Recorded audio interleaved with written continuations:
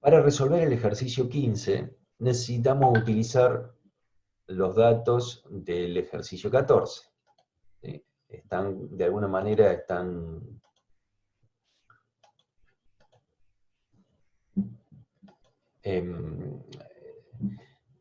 es el mismo ejercicio, solo que propone distintos escenarios de resolución.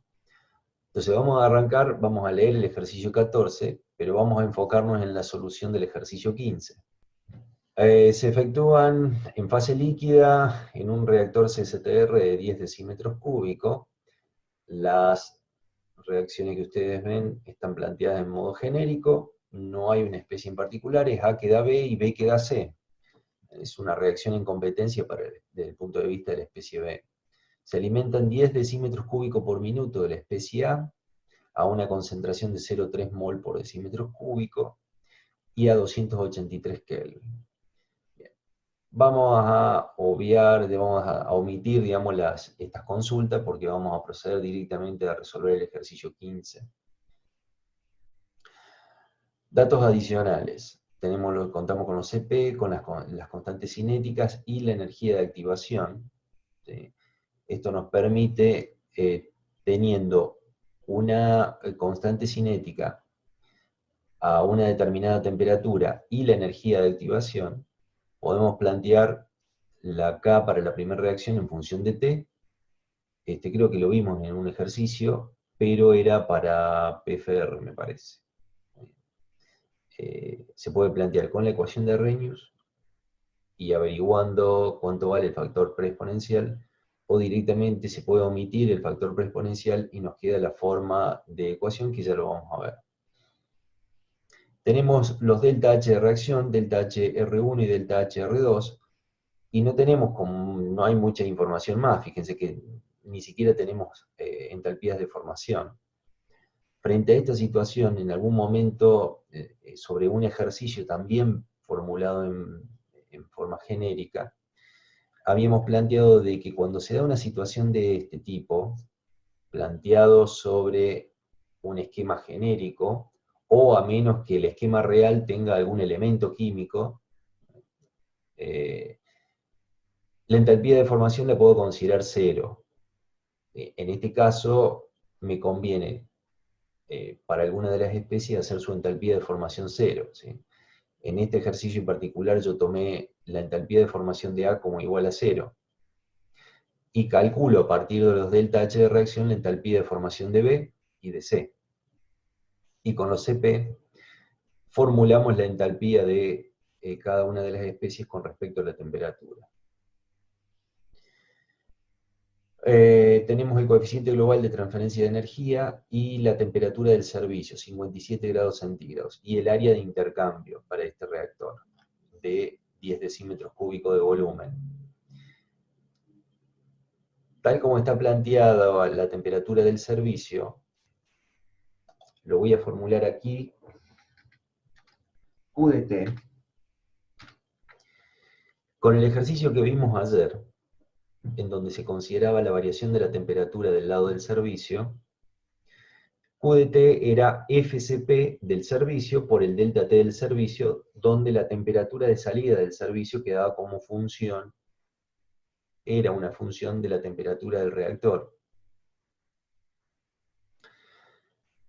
La otra alternativa que no vimos ayer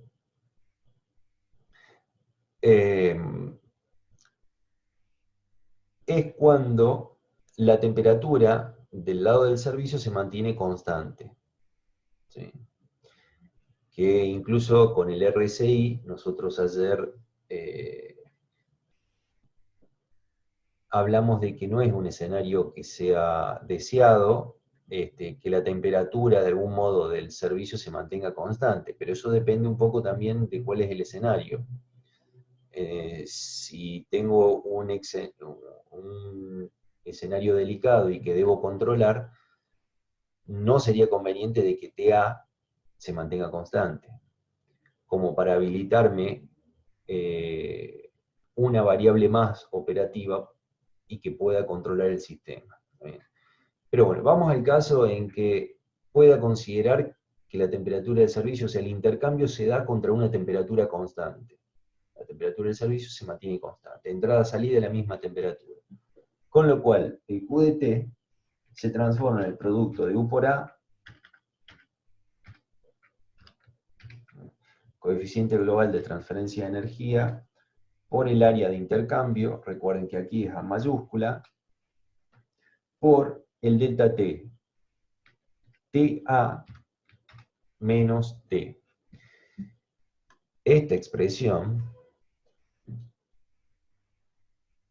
responde a sistemas cruzados, o los sistemas que están intercambiando entre sí. Por eso este delta T está formulado con la temperatura del servicio constante menos la temperatura del reactor.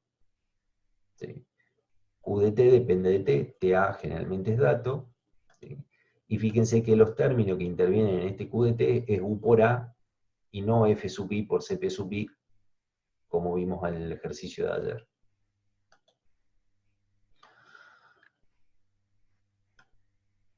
Conclusión, cuando se les especifique una temperatura TA y no haya información acerca de flujo del servicio o características del servicio, si ustedes no pueden deducir o no se les da información acerca de si es, por ejemplo, agua o es una mezcla o es aire lo que se utiliza como servicio, no hay manera de poder resolverlo con eficiencia de NTU como vimos ayer. Tenemos que utilizar la info que se nos da, y esta info, tal como está formulada, no nos admite ningún otro tipo de solución más que suponer que la temperatura del servicio es constante, TA, y proponemos esta forma de flujo de calor, QdT.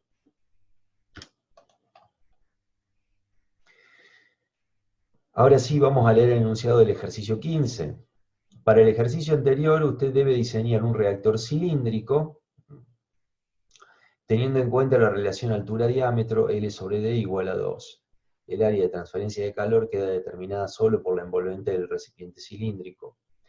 Considerando que el coeficiente global de transferencia de energía U conserva su valor y se mantiene el fluido térmico en la misma condición, obtenga el perfil de volumen hasta el 94% de conversión. Fíjense que acá es como que la consigna está un poco invertida a lo que normalmente venimos manejando, ¿sí? Más que perfil de volumen, generalmente se grafica el perfil de conversión con respecto al volumen.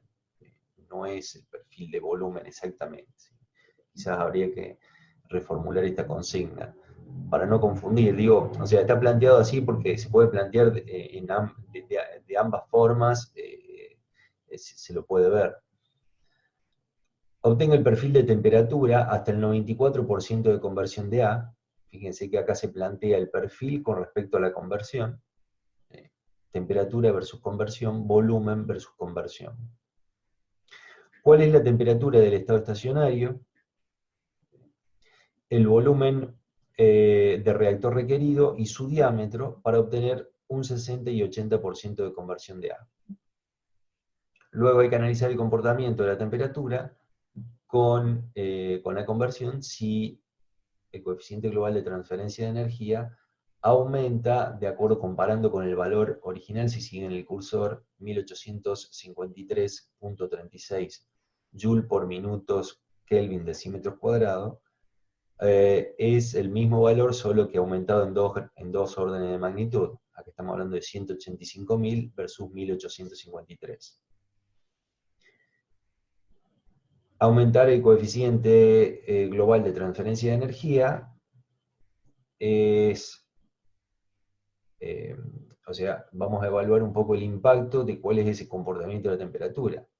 Si yo aumento el U o aumento el área de transferencia, lo que voy a aumentar, o el resultado final, es de que voy a aumentar la capacidad, de alguna manera, de copiar las temperaturas de ambos sistemas. Solo que si aquí estoy proponiendo que la temperatura de A indefectiblemente, del servicio auxiliar, indefectiblemente se mantiene estable, se mantiene constante, ¿sí? Es una hipótesis bastante fuerte, pero al margen. Si la puedo considerar de que se va a mantener constante bajo cualquier circunstancia, entonces el coeficiente global. Si lo aumento, voy a aumentar la capacidad, de alguna manera, a que la temperatura del reactor se parezca a la temperatura del servicio.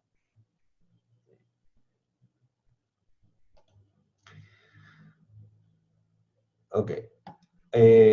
Bien. Las variables. A ver, de acá no hay nada nuevo. Lo que les quería explicar, bueno, ya vamos a retomar aquí, era lo de la K. ¿Sí? Bueno, esta es otra forma de hacer el llamado a la función exponencial. ¿Sí? Porque quizás están acostumbrados a usar exp, paréntesis y poner la exponencial. Bueno, esta es otra forma. Trabaja lo mismo. MATCAD lo interpreta de la misma manera. Esta forma entiendo de que ya lo habíamos visto, cuando dispongo de una constante cinética a una temperatura de referencia, se puede plantear de esta manera para obtener la K en función de temperatura. Ojo, porque acá está con K mayúscula, es K minúscula, ¿sí? Porque K mayúscula siempre la reservamos para la constante de equilibrio. Aquí es constante cinética. Entonces, a no confundirse con eso.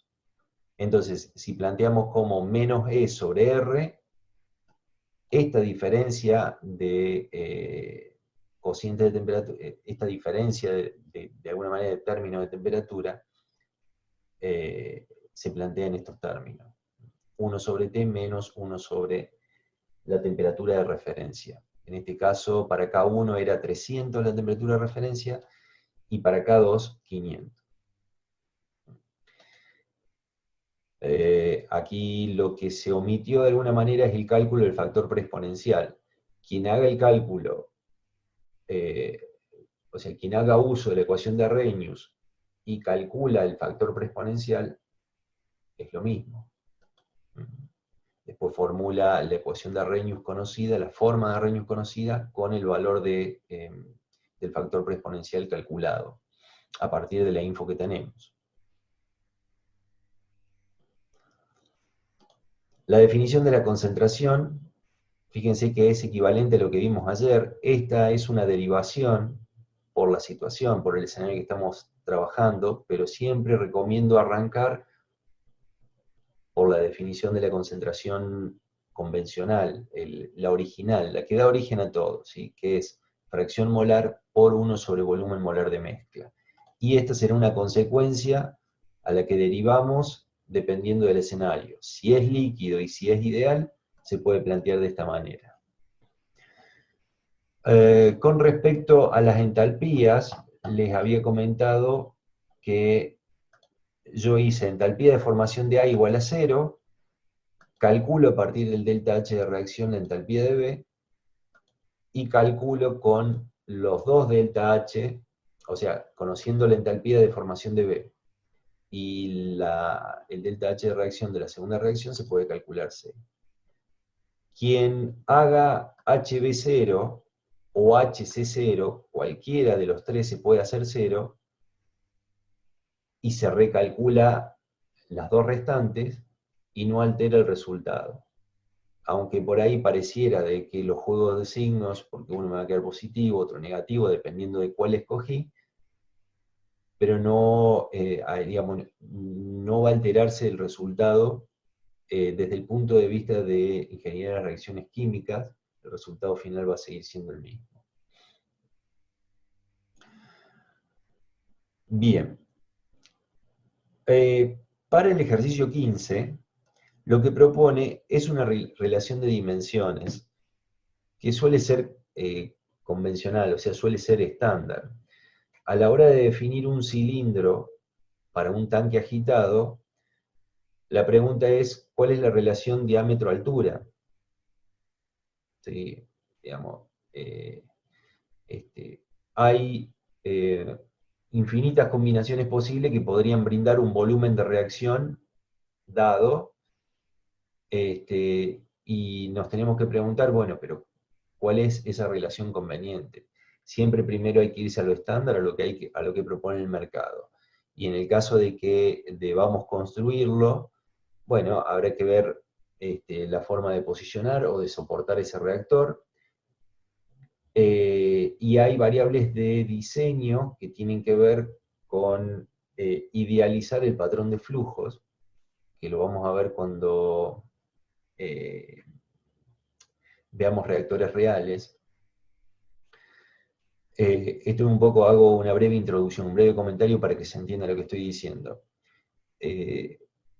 ¿Por qué un tanque agitado tiene que ser cilíndrico? Podría ser un cúbico, ¿sí? Un paralelepípedo rectangular, o la forma que ustedes quieran, y pongo un agitador y es un tanque agitado.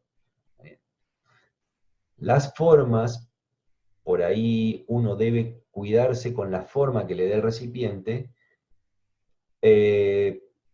para que el patrón de flujo sea uniforme en todo el volumen de reacción, y las suposiciones que hicimos para deducir las ecuaciones que corresponden a una mezcla completa puedan ser aplicables a todo el volumen de reacción. Esta es la parte donde se transforma más en un problema de agitación, operaciones 1, y no tanto en cuestiones de reacciones químicas.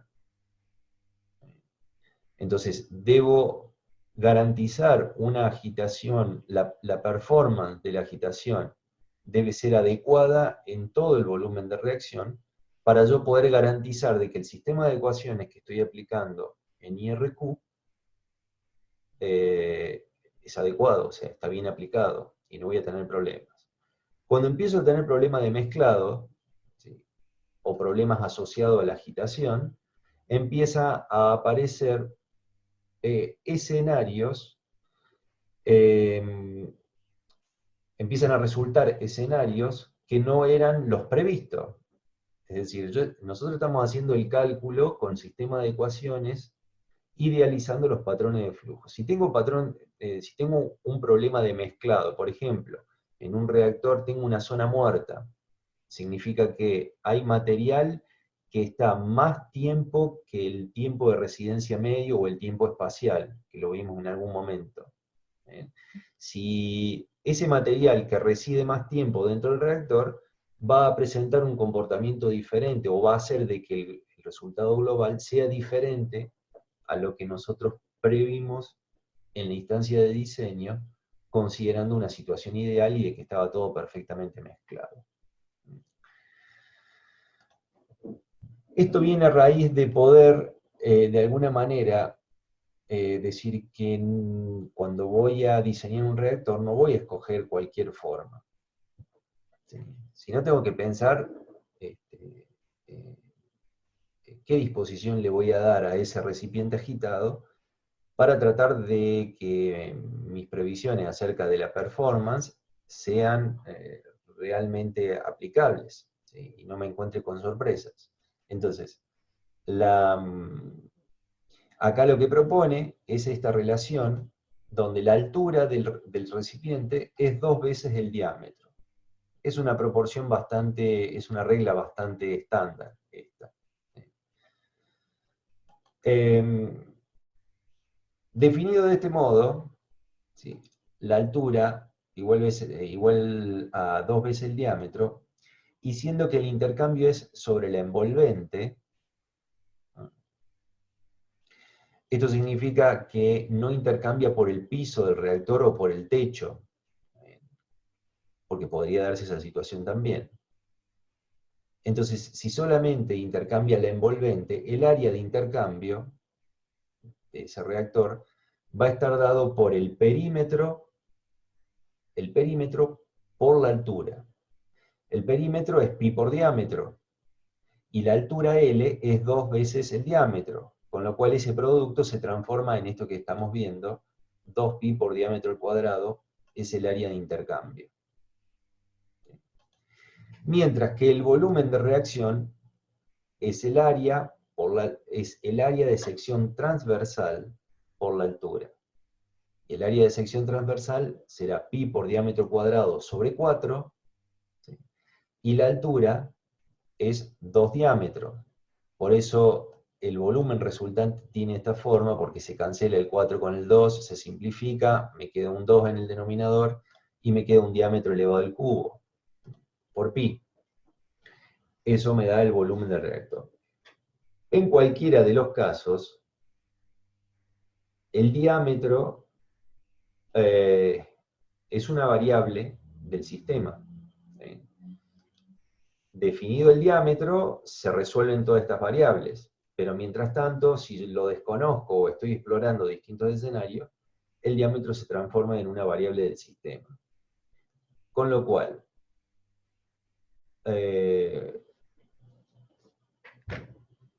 el ejercicio lo que propone es una mezcla completa con intercambio de energía, por lo tanto tendremos ecuaciones de balance de masa, ecuaciones de balance de energía, pero además propone, el ejercicio 15 particularmente, propone explorar cuál es el impacto que tiene el cambio en el diámetro de ese reactor.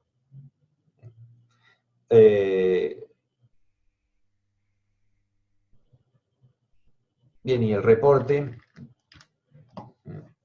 obtenga el perfil de volumen con respecto a la conversión y de temperatura. Es otra forma de impactar sobre el volumen. Si altero el diámetro, para mantener la relación diámetro-altura, voy a alterar la altura y voy a alterar el volumen. Entonces no es que el volumen se mantiene constante como era en el ejercicio 14 en 10 decímetros cúbicos. Aquí el volumen es variable, solo que no se plantea el volumen como una variable del ejercicio, sino el diámetro del reactor.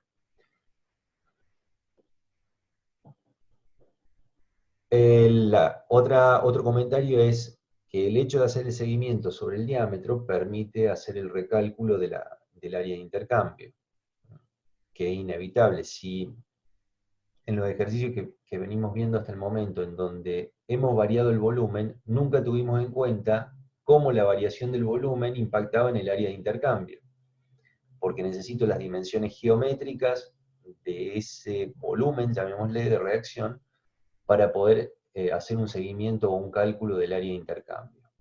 Este es el primer ejercicio que vemos en donde decimos, bueno, vamos a resolver un reactor con cambio de volumen, ¿sí? O vamos a diseñar un reactor, y cuando hablo de diseño digo, bueno, vamos a proponer un determinado volumen de reactor, pero teniendo en cuenta el impacto que tiene en la transferencia de energía.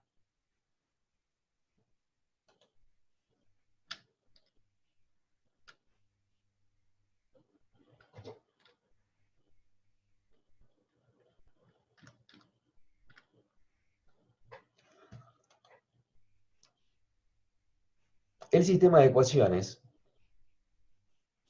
son las tres ecuaciones de balance molar. El given fine queda en función de la temperatura, esto lo vimos ayer.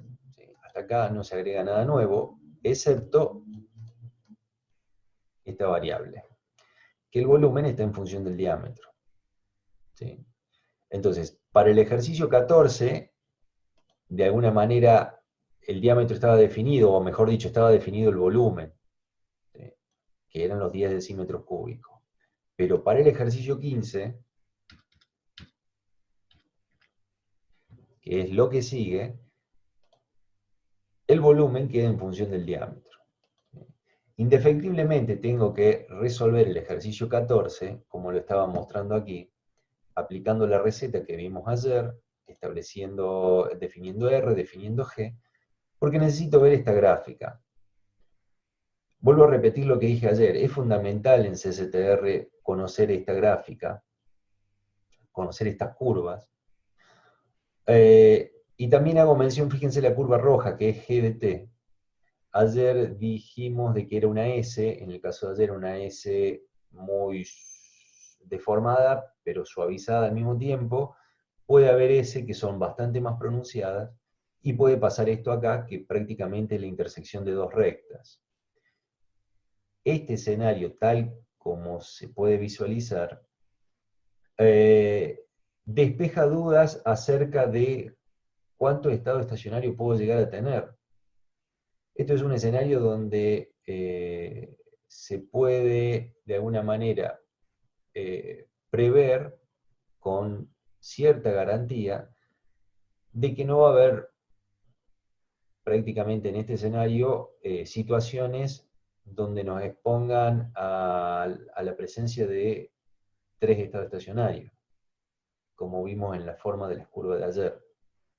Evidentemente acá hay una única intersección, por lo tanto un único estado estacionario. ¿Y por qué tengo que hacer este análisis? Como vamos a hacer, este es nuestro primer caso en donde hacemos variar el volumen. Está bien, tocando el diámetro, pero el impacto final es que variamos el volumen de reacción. Y lo hacemos teniendo en cuenta el fenómeno de transferencia de energía. Entonces, no puedo hacer, o sea, no debemos hacer el análisis del impacto del cambio de volumen sin tener en cuenta cómo evoluciona o cómo responde la temperatura a ese cambio de volumen. Y este es el primer ejercicio que hacemos en este sentido, con esta variante, ¿sí? Entonces, como nosotros vimos ayer, cuando tenemos en cuenta el fenómeno de intercambio de energía, o la ecuación de balance de energía del sistema reaccionante, aparece esta situación de decir, bueno, pero ¿cuántos estados estacionarios puedo llegar a tener? Porque en un CCTR puedo llegar a tener más de un estado estacionario, y si eso es así, al variar el volumen, tengo que tener en cuenta en qué estado estacionario voy a caer, porque me puede estar impactando, al variar el volumen, me puede estar impactando no solo los estados estacionarios en los que estoy trabajando, perdón, no solo la cantidad de estados estacionarios,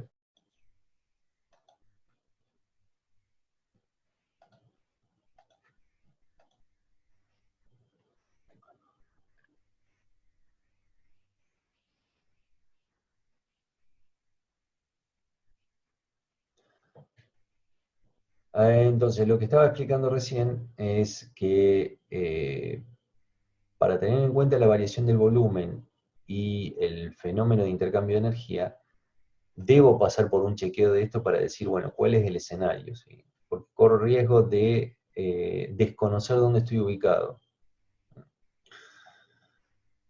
con respecto a los estados estacionarios.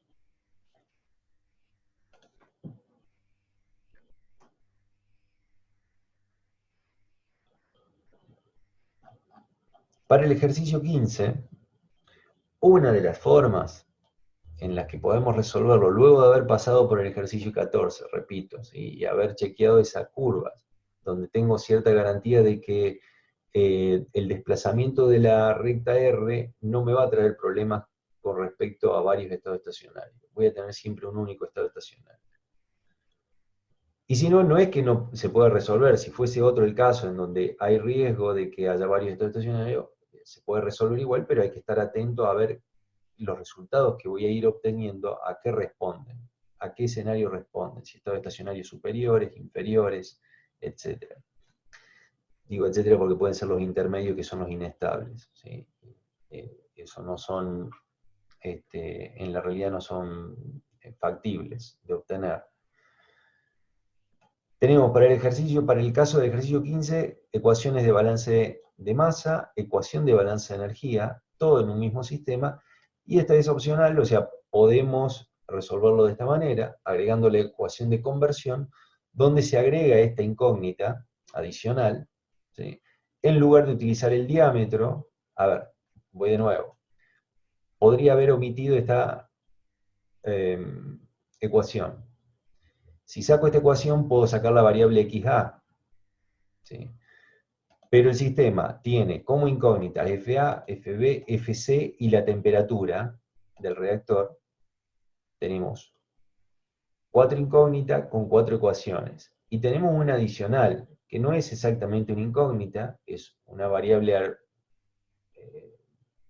de algún modo sobre el que tengo manejo, tengo control, ¿sí? Una variable arbitraria, que es el diámetro. Entonces podría haber puesto el given find en función del diámetro, la solución en función del diámetro. ¿Sí? Agregando esta ecuación, ya sabemos de que la ventaja que introduce esto es que la conversión tenemos bien conocido el rango en el que puede variar, siendo que el diámetro, si hubiera dejado la variable de diámetro, desconocemos por dónde va a andar el diámetro. Formulado de esta manera, el given find nos permite entonces obtener la resolución en función de la conversión. Fíjense que siendo de que el rango que proponemos de conversión va de 0 a 0,95, lo que devuelve el cálculo no es exactamente a partir del 0, o sea, debe ser que el 0 trae problemas. Lo grafica, pero para mí no lo calcula. ¿Sí? Digo esto porque por ahí no conviene quizás utilizar los extremos del rango y arrancar con un rango más acotado del 0 y 1. Entonces, los perfiles que debíamos obtener era de volumen y temperatura versus conversión, ¿sí? Y cuál es la temperatura del estado estacionario y el volumen del reactor requerido y su diámetro para obtener un 60 y un 80% de conversión de agua.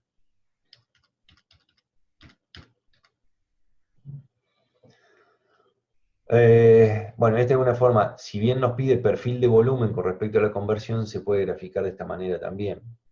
Eso es distinto. A ver, podría haber venido en ordenada el volumen y en abscisa la conversión. ¿Sí? Eso es, cada uno lo puede resolver a su manera. Lo importante es obtener este dato. ¿Sí? Al 60 y al 80% de conversión, ¿cuál es el volumen requerido? Fíjense, la conversión, como se podría haber previsto, en realidad cuando aumento el volumen, ¿sí? Aumenta la conversión, tiene una tendencia a 1. ¿Sí? Fíjense la temperatura con respecto al diámetro.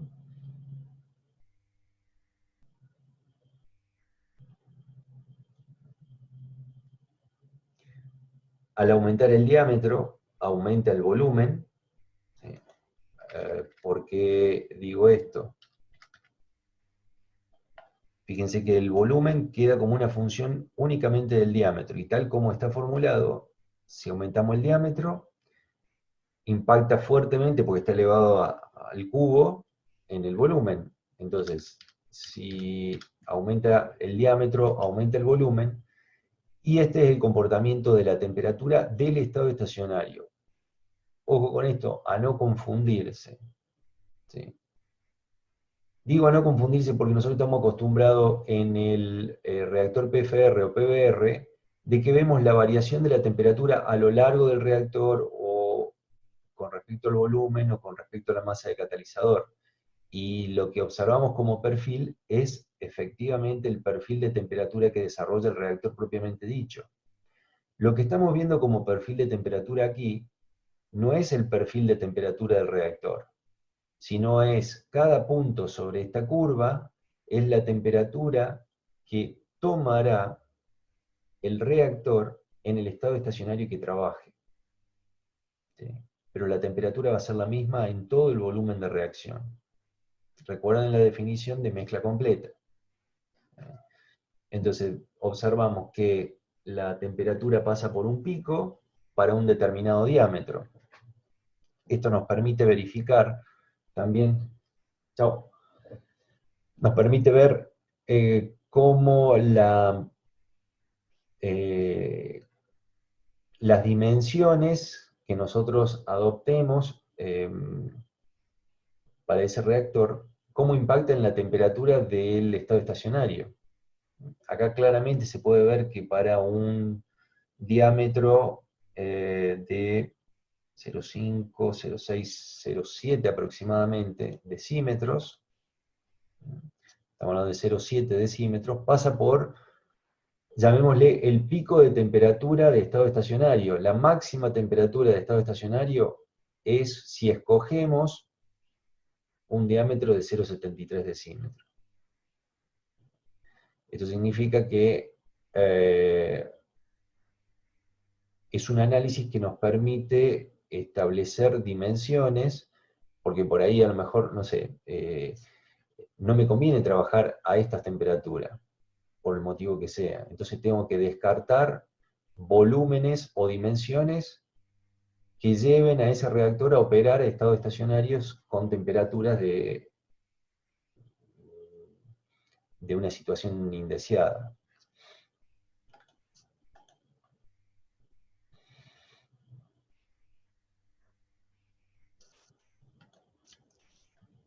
Este es el otro perfil que se pedía en la consigna, temperatura versus conversión. Nuevamente, vuelvo a insistir, cada uno de los puntos, o sea, cada punto o los puntos de esta curva representan a temperatura del estado estacionario, y esa temperatura, una vez escogida, por ejemplo, para el 60% de conversión, estamos hablando de una temperatura de poco más de 339.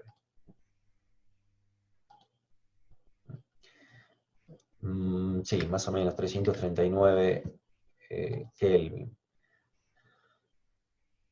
Eso significa que si quiero obtener un 60% de conversión, voy a tener que diseñar un reactor que soporte, bueno, en este caso no es crítico por la temperatura, pero digo, no tenemos que perder de vista de que la temperatura para este reactor del estado estacionario va a ser 339 Kelvin, puede o no ser crítica, no sé, en este caso no, pero podría ser de que a lo mejor sea una temperatura alta.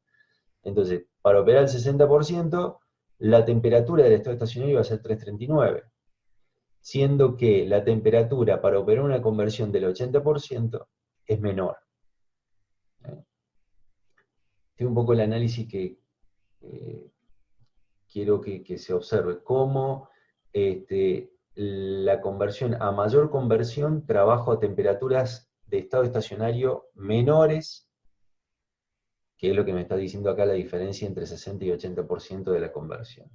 Y obviamente que esto tiene que ver con las dimensiones adoptadas del reactor, porque para el 80% dijimos que necesitábamos 2,1, entiendo que estamos trabajando en decímetros cúbicos, me parece, porque me perdí con las unidades. Venimos trabajando en decímetro, correcto, el diámetro está en decímetro, con lo cual, bueno, 2 decímetros cúbicos es un reactor chico, ¿sí? O sea, esto, a ver, analicemos cuál es el comportamiento, la operación, y no las dimensiones, porque estamos hablando de un reactor de 2 litros, ¿sí? O sea, un reactor chico. ¿Sí? Pero el mismo análisis aplica para reactores mayores. Lo que quiero con esto decir es que para, digamos, entre estos dos escenarios, elegir un reactor de 0,7 decímetros cúbico y uno de 2 decímetros cúbicos, puedo obtener mayor conversión con el de 2 decímetros cúbicos y además operar a una temperatura de estado estacionario menor.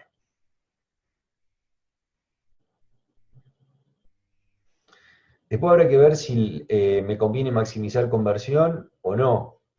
Recuerden que la conversión es una de las variables de diseño, ¿sí? Pero estaba selectividad y rendimiento, fíjense cómo es la reacción en este caso.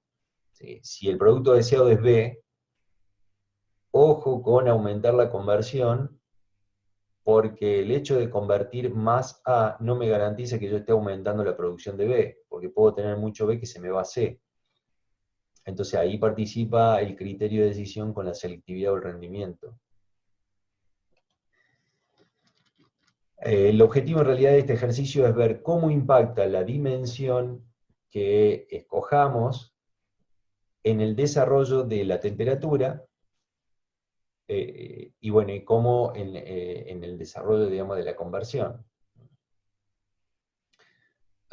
Cómo la configuración del volumen impacta en el desarrollo de la temperatura. A ver, esta respuesta que estamos viendo aquí, de los distintos estados estacionarios, responde a haber establecido como parámetro la relación 2, altura versus diámetro. Si cambia esa relación, este perfil es otro. ¿Sí? Pero partiendo de esa base, de alguna manera estoy limitando, estoy caracterizando la disposición del volumen. Estoy diciendo cómo es la altura con respecto al diámetro y estoy manteniendo una relación fija. Entonces voy a aumentar el volumen o disminuirlo como sea, ¿sí? pero lo voy a hacer manteniendo esta proporción en el diseño del equipo. Esa variación en el diseño del equipo, manteniendo esa proporción, impacta en el intercambio, en el área de intercambio, que es lo que acabamos de ver. Cómo el área de intercambio se ve afectada por el cambio en las dimensiones, y cómo eso impacta en la transferencia de energía, y cómo eso termina impactando en las temperaturas de estado estacionario admisibles. Claramente se ve aquí que pasa por un máximo, la temperatura de estado estacionario. ¿Bien? Y fíjense que aumenta la conversión, y al aumentar la conversión, puedo estar trabajando a temperaturas de estado estacionario inferiores. Esto tiene que ver con los juegos, sería con las evoluciones relativas de las dos reacciones químicas que se está planteando en el ejercicio. Cómo evoluciona una con respecto a la otra. ¿Sí? Y cómo es la energía que pone en juego una y otra de las, digamos, la primera y la segunda reacción en este caso. Este escenario no lo adopten como estándar, como que siempre va a ser así, porque depende de las reacciones, cuántas reacciones hay, cómo son, si son exotérmica, endotérmica, y cómo evoluciona cada una de ellas. Y por supuesto lo que dije anteriormente, de la proporción que mantengamos en el diseño del equipo. En este caso era la relación, la altura 2 veces el diámetro. Eso es lo que impacta en este perfil. Y por último, para finalizar, vemos el impacto que tiene de aumentar U, que era lo que estaba previsto en la consigna final. Si alteramos U y le cambiamos el orden de magnitud, establece este valor.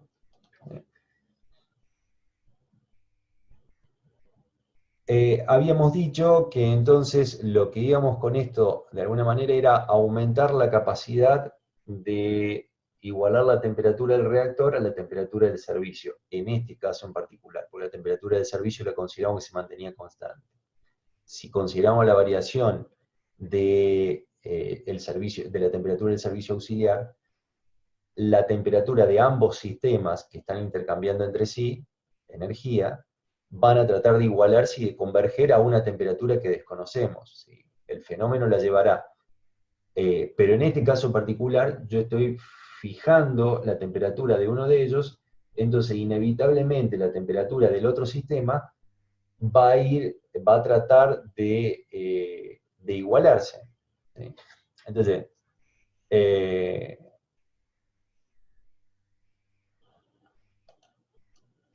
cuando aumentamos el U de transferencia,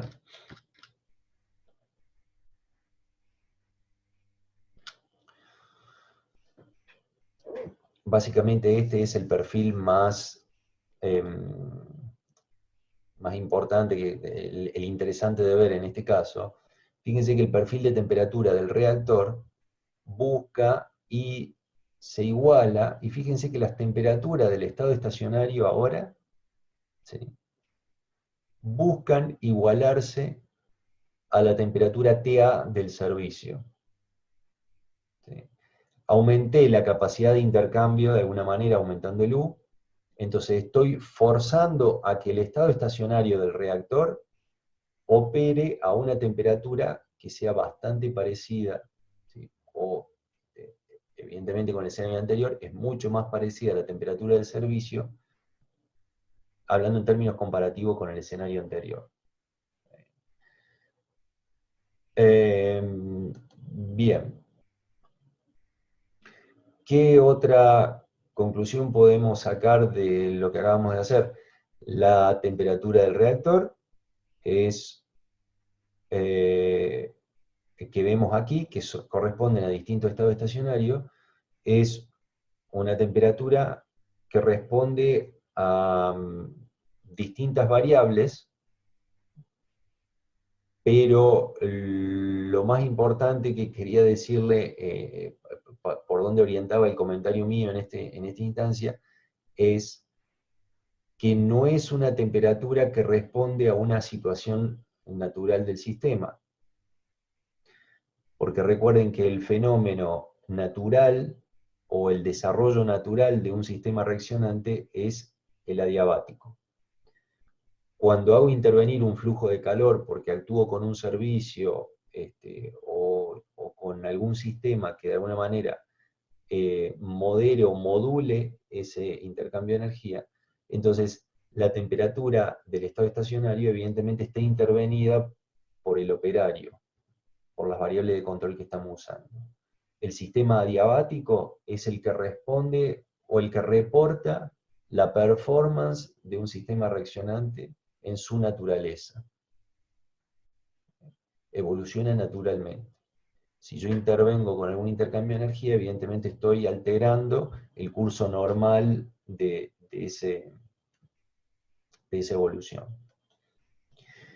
Bien.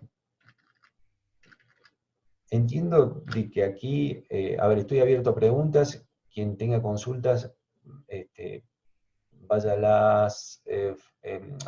formulándolas en el chat, pero no, de acá no habría nada más por chequear.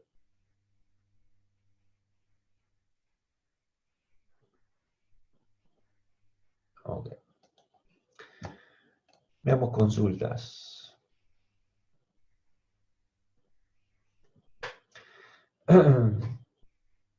¿Considera volumen de reacción y volumen de reactor lo mismo en este ejercicio? Bien.